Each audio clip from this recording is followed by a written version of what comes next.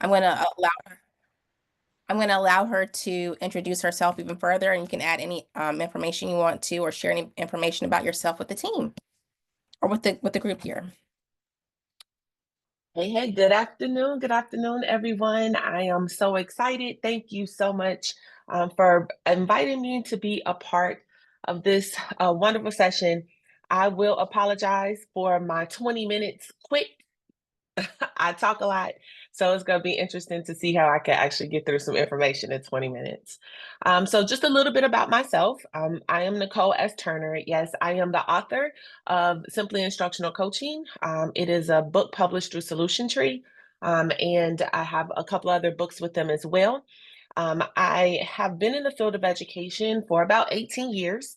I spent several years in the classroom, elementary K-5, so I am a K-6 elementary teacher in Indianapolis, or I was a K-6 teacher in Indianapolis. So I'm from Gary, Indiana, but I live in Indianapolis. I spent some time as a district coach, a building coach, as well as some time at the Indiana Department of Education. So I spent a couple of years there as a school improvement and turnaround specialist for the IDOE. Worked with about 55 schools across the state of Indiana as we kind of transform schools in the school improvement space. Learned a lot there, went back into the buildings, and took a lot of that information to kind of share with my school and my district. We kind of flipped a couple of high schools, so I spent some time as a coaches as the high school, and then just recently, about 2 years ago, I kind of left the building, and I have been servicing school districts across the country, working through a framework that I call the Simple Blueprint and the Simple Core 4, to help to improve and to accelerate learning for teachers, and to set up support systems within schools. And so that's kind of a little bit about that part of me. Educational wise, personally, I am a wife and I have three lovely children. My oldest son, Joshua, is in Guam. He's serving in the US Navy. My daughter, which is my mini me, is living in Florida. And my youngest and favorite, but don't tell anyone, is in, he is a senior, and he'll be leaving to go to run cross country and track for Dillard University in New Orleans. So I'm excited about that. Then I have three bonus babies. They're all over the country. They keep us going. Our house is revolving door at this particular point. People come in, stay for 2 days and leave, come in and stay for 2 days and leave. So that's a little bit about me. And so let's dive into like our content, and what it is that we are going to be talking about today. So we can flip to the next slide where we kind of talk about our objectives. And so today we're going to talk about really how instructional coaching enhances the MTSS process, right? So we know that there are behavioral strategies. We know that classrooms all over are kind of out of control, to say the least. I am getting firsthand experience and seeing that piece. And so we need to kind of wheel in and kind of support teachers to actually improve that behavior piece, just not just the teachers, but across our entire building. And so today we're going to kind of talk about, the value and the purpose of that, and then how to look at a couple of strategies that we could utilize to help support that support for teachers, and then what is the impact of coaching cycles.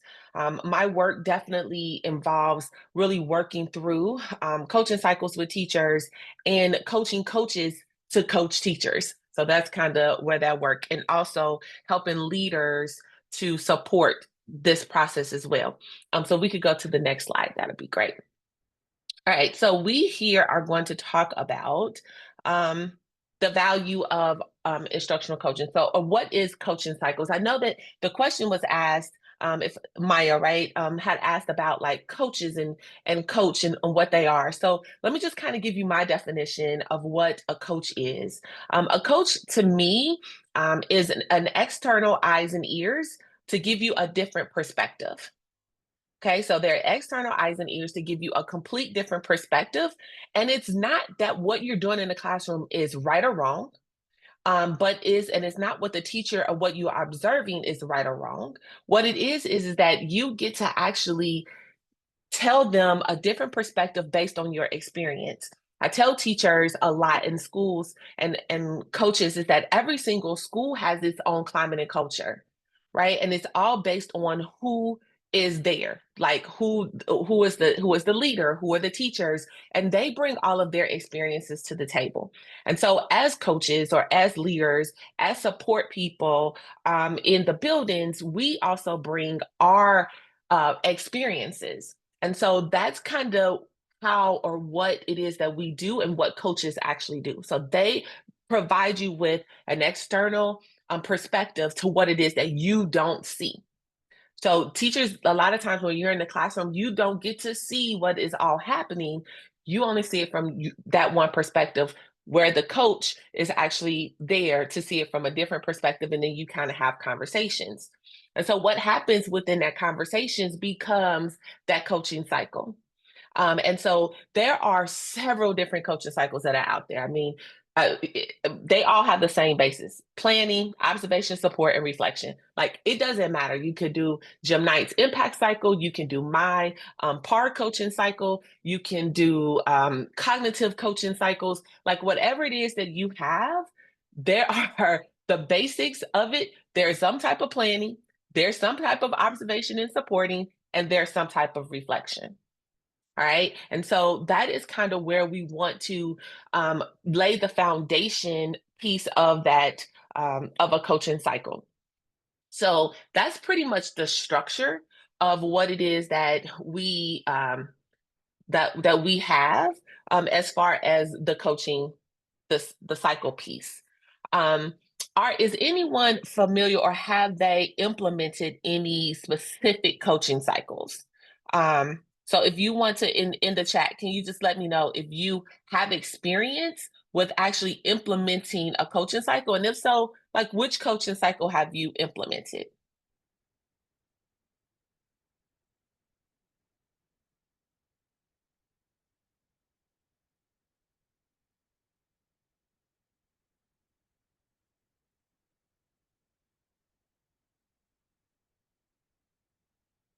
And we'll wait.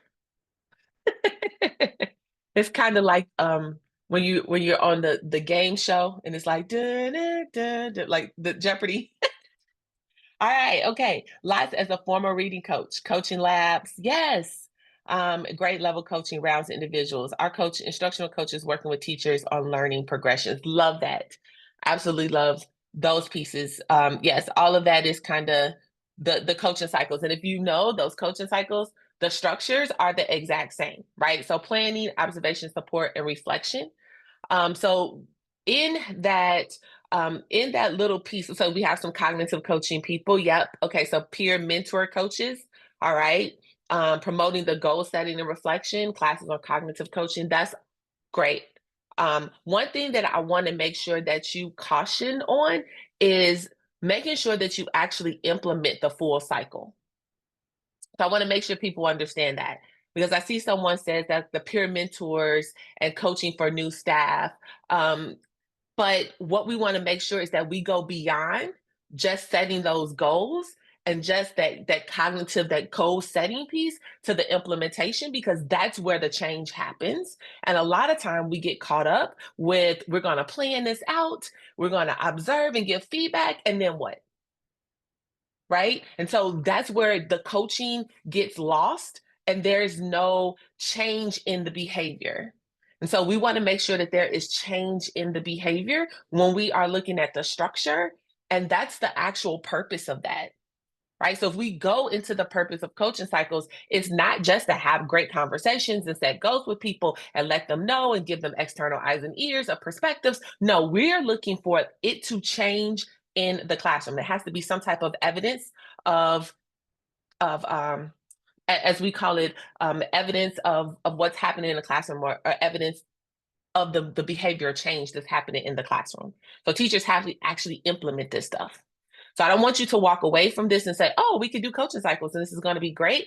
But if you don't see results, um, if there's nothing that is actually happening, if there's nothing changing in the classroom, if things are not getting better, then we're not coaching. I want to make that very clear. And from that perspective. So let's really quick talk about relationships. If we could go to the next slide.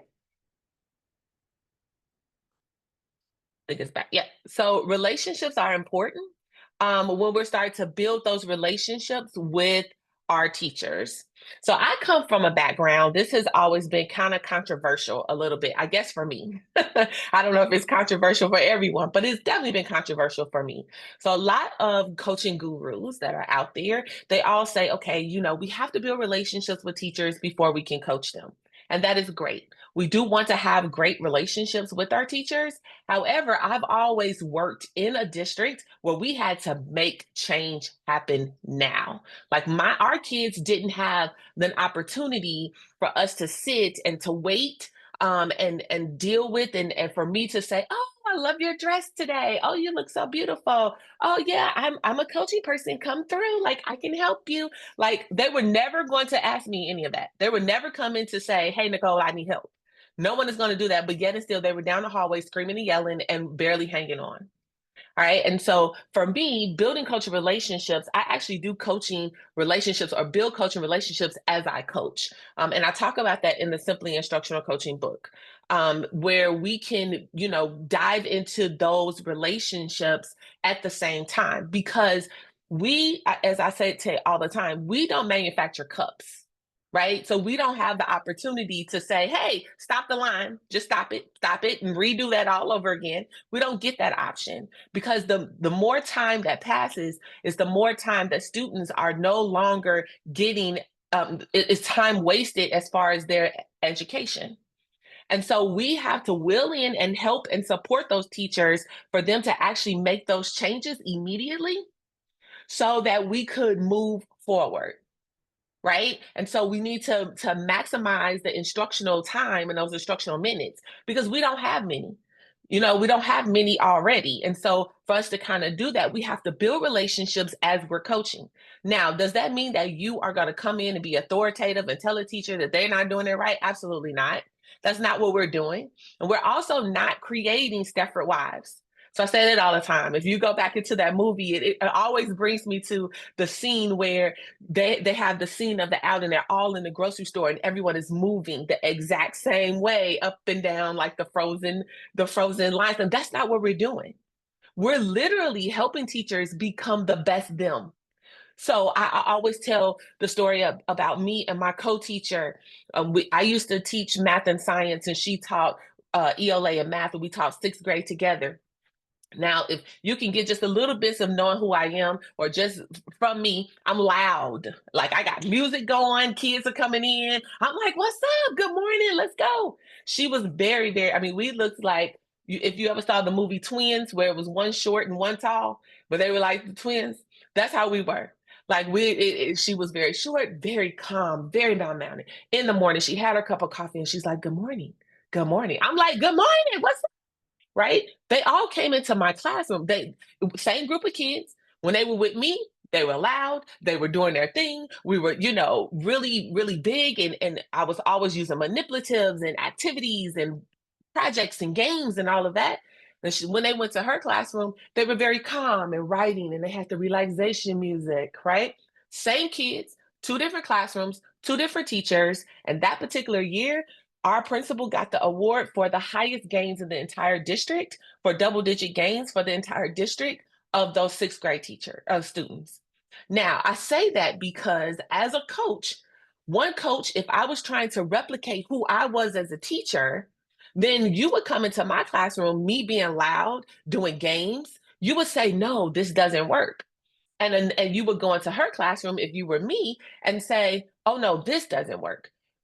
Our coaches came into our classrooms and they helped to create our best selves of our classroom and our climate and our culture. And so that's what we want to do in coaching. And we want to build relationships with teachers to help them to know that we want to validate who they are as people, right? And then we want to bring them together. So her and I were a team. We did things very differently, but effectively we got the results. And so that's why we created goals together. If you look under the second strategy, we created goals together, right, as team members. And then we literally all, as us together with our coach, because we had a coach that helped us. And so we all sat and we created our goals and we just did them differently. But our coach brought the best out of us as she built relationships, as I've always built relationships while we were coaching. So I didn't wait. She didn't wait for me to say, "Hey, I need help." And many times I don't wait for teachers to say, "Hey, I'm waiting on you to ask me," even though you're down the hall yelling, right? That's not what we're doing. But I just want to make sure that you understand that you can build relationships with teachers as your coach. Also, remember, when it comes to that active listening and validation, make connections, make personal connections with your teachers. A lot of times teachers will want to work with a coach that they can relate to, and that a coach actually cares about them as a person and not just as a professional. A lot of times I would say, "Hey, how's your dog?" Or how are the kids going? Or I always tell people, like, I have those 3 kids, and pray for me every day. Y'all gotta pray for me because Joshua is a hot mess express. And I say that to all my teachers. So when teachers will see me now, they'd be like, "How's Josh doing today?" I'm like, "No calls from school today." Thumbs up. But I made that connection. Right. And so they were more than willing to start to learn from me and talk to me and discuss. And I also was able to break down those barriers for us to have those kind of conversations. And so you got to remember that the people that you're coaching, they're human before they're professionals, right? And so you want to make that personal connection with them.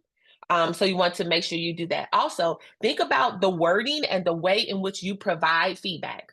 So I stopped providing written feedback as a coach because I was an evaluator. I used Loom, LOOM.com. And when I go into a classroom and I step outside the classroom, I do a quick video. I've learned that when people start to, if you notice, people will respond based on their trauma. And I say that not in a negative way, but it's based on their experience. So if they are reading it, they're reading your words, not the way that you're projecting them. They're reading them in the way that they feel, what their emotion is, who sent them an email this way the last time, if they had an experience with a coach previously that slammed them, or if that particular coach, before really made them feel uncomfortable, or they, tattletaled on them and wrote them up. Like, they respond based on those responses from previous. And so video feedback, no one can, if I'm on a video and I'm like, "Hey guys, thank you so much for letting me in your classroom. I just stepped out. Here were some amazing things that I saw today. And here are some things that you may need to work on. So why don't you go ahead and shoot me an email? Let's spend some time for us to actually work through this process." No one can say, "She was she sent me a message and she was trying to, get." If you see somebody else watching that video, somebody is going to say, "Why are you acting like that? She didn't mean it like that." Like, because literally your emotions and your communication, and the way that you are, provides that feedback, right? And so that's the communication piece. That's the part that, for like number 4, the constant communication. And you want to do that and do the voice and the video, and people can feel your energy. And you want to make sure that you really talk about, and get that energy set. So that's really building that relationship as you are coaching. So I'm gonna go ahead and go to the next slide. All right, so coaching cycles, here are 3 takeaways, right? One, they increase teacher confidence, especially in our Title One strategies. Tier one strategies, right? Means we're getting to everyone, right? So second thing is, coaching cycles, they improve student outcomes, right? Through practice. But remember, coaching cycles are only as strong as implementation. So if there is not any evidence of practice, that's what I was trying to say earlier. If there's no evidence of practice, evidence of implementation, evidence of change, then we didn't do our jobs. Okay. And you got to take ownership of that. If there is no evidence of change, evidence of practice with that coaching cycle, then we got to go back to the beginning because something is wrong. Like, where did we miss that? right? Because if we are doing some type of observation and setting a goal, and then we are supporting the teacher because they're learning new. So ways that you can actually get them to learn different things, where you kind of show them a video, show them, a video of some sort, you kind of model it, any of that types of things. You want to, bring in those strategies, and then you want to see evidence of change. And then making sure that there is a greater team collaboration and alignment. So making sure that there is some type of alignment through the whole team. Okay. So we want to make sure that all of that happens together. And then I have 6 seconds for my final slide. I made it through. All right. So coaching cycles are vital to your MTSS success. Focus on building trust, aligning strategies, right? Making sure that you have that evidence of practice, and that you are aligning that to those particular goals, and that you make sure that you reflect your growth and impact. So that is my piece. I have more about that again in the Simply Instructional Coaching book about the communication and the strategies to utilize that. And if you have any questions, shoot them to me. I am here, and I made it, and I've talked really fast, so I hope everybody could understand what I was saying.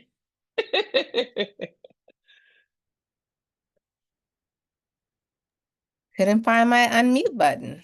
That was great, Nicole. Thank you so much. Does anyone have any questions for Nicole before we move forward? You can pop them in the chat or unmute and ask any questions you may have. Good morning or afternoon. I don't necessarily have a question, but I do appreciate the validation of we're not always there to make friends. We are there to build relationships. I am that person who is honest to a fault. If you think of the movie Liar, Liar, where all you can do is just tell the truth. And sometimes you worry about how does that honesty come across, right? So I just appreciate the validation in knowing that sometimes you do have to be about the business of change, and you can kind of build a relationship as you go.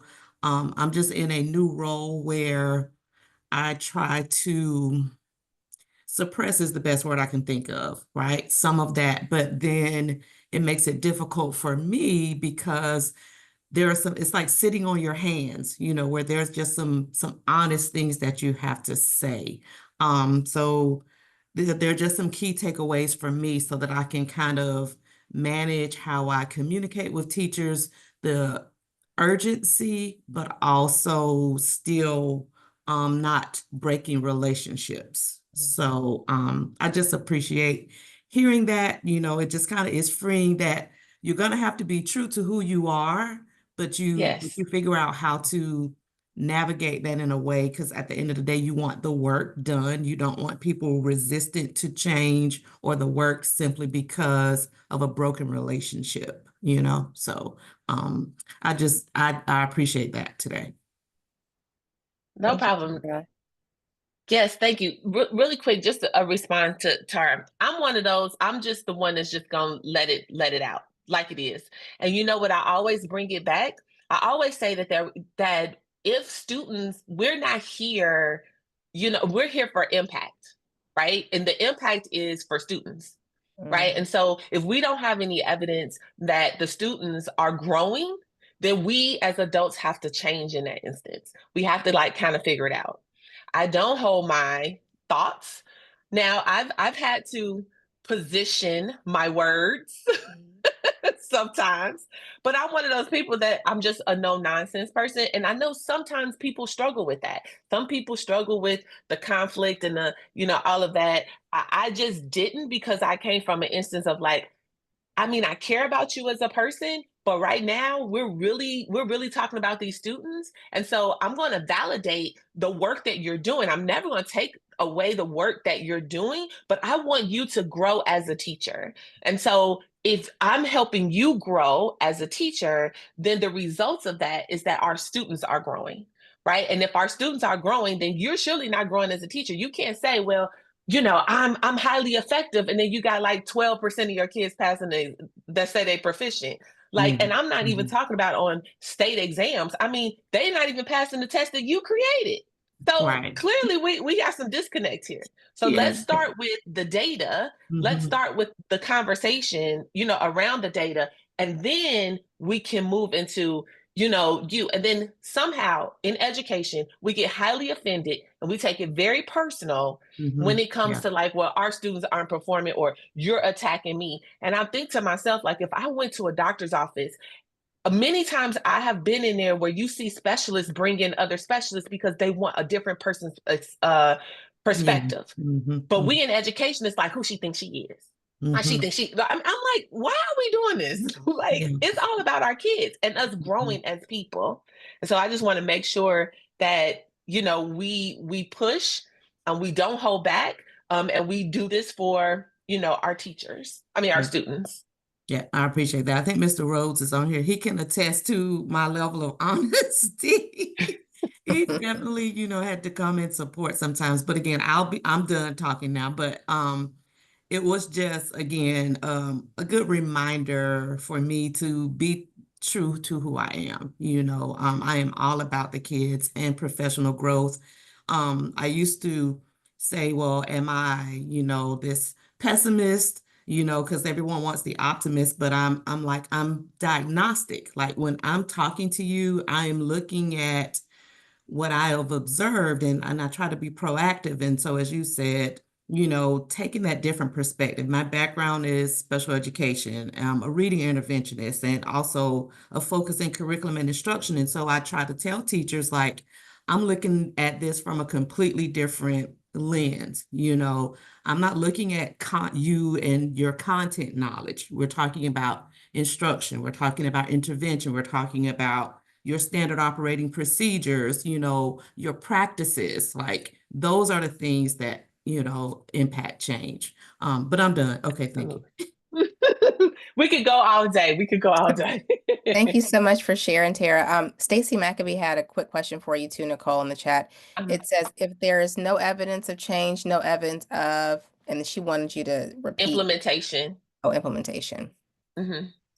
And no change of practice. So it's really, basically, if you don't see anything changing or happening in the classroom, then we got to go back to the starting board. Mhm. Perfect. Thank you so much. And thank you so much, Nicole, for everything. So if you all want to get in contact with Nicole,